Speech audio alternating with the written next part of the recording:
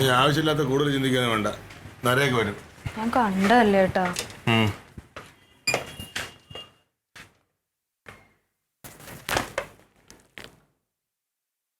എന്തോടി എന്തോ തറയുന്നു നുള്ളി പറക്കി എടുക്കണേ? ഓ ഞാനടുത്ത് സ്വർണ്ണാന്നടാ. ഇത് മുത്താണല്ലോ. നീ ചിരിച്ചായിരുന്നു ഇവിടെ വന്നിട്ട്? അയ്യോ കഴിച്ചാ? കഴിച്ചു. എടാ ഞാനൊരു കാര്യം പറയട്ടെ. എനിക്ക് ഒരു ഫുൾ കൈ ഷർട്ട് തന്നെ നിന്റെ പഴയത് മതി. ഫുൾ കൈയാ? എന്റെ കണക്കാവോ? എന്ത് നീ തടിച്ചോണ്ട് വരല്ലേ? എനിക്ക് പണ്ടത്തെ പോലെ തടിയുണ്ട് ഇപ്പൊ. പക്ഷെ കുറവുണ്ട്. എടുത്ത് വെച്ചേക്കണേ. പണിക്കിടാനിത് കാക്കി ഫുൾ കൈ ഉണ്ടോ? ഫുൾ കൈ ഇല്ലല്ലോ നിനക്ക്. ശരി. പിന്നെ പോയി? അത് രാവിലെ എന്താണ്ട് അഡ്മിഷന്റെ കാര്യം ശരിയാക്കാനോ എന്തോ പറഞ്ഞ അങ്ങോട്ട് പോയിട്ടുണ്ട്. നീ എപ്പോ പോയി? ഞാനൊരു 9:30-10 മണിയായപ്പോ പോയി. ഊണില്ലേ? വരണ്ടാന്ന് പറഞ്ഞായിരുന്നു. ഞാൻ 3 മണിയാകുമ്പോഴല്ലേ വരുള്ളൂ. അപ്പൊ കടയിൽ നിന്ന് കഴിച്ചിട്ടുണ്ടാവും. അപ്പൊ നീ രാവിലെ പോവും, ഉച്ചയ്ക്ക് ശേഷം വരണമെന്ന് പറഞ്ഞായിരുന്നു. എന്തിനാ നീ ക്ലീറ്റാൻ അന്വേഷിക്കണേ?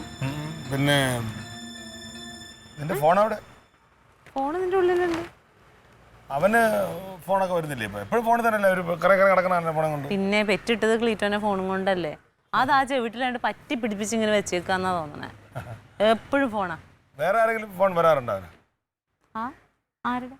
അല്ല, എന്നും വിളിക്കാത്തവരാരെങ്കിലും വിളിക്കാറുണ്ടോ? എനിക്കറിയാൻ പാടില്ല ആരൊക്കെ വിളിക്കണേന്ന്. എന്നും വിളിക്കണേ. പിന്നെ ഇന്നൊരു യു വിളിച്ചിട്ടുണ്ടായിടാ. യു ഫോണിൽ പേരില്ലേ? എന്താ ഊടായിപ്പെന്ന് പറഞ്ഞു. ആരാന്നറിയാ? എന്താണ്ട് അഡ്മിഷൻ കാര്യത്തിന് വേണ്ടിട്ട് അങ്ങോട്ട് മാറി സംസാരിക്കണുണ്ടായി. അപ്പൊ ശല്യാന്ന് പറഞ്ഞു.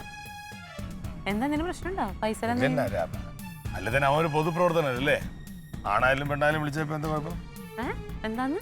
അല്ല, ആരും വിളിച്ചല്ലേ ഉള്ളൂ. നീ എന്തൊക്കെയാ പറഞ്ഞ? ഞാൻ ചോറ് കൊണ്ടുപോയായിരുന്നു. അച്ചിൻ കലത്തിയത്.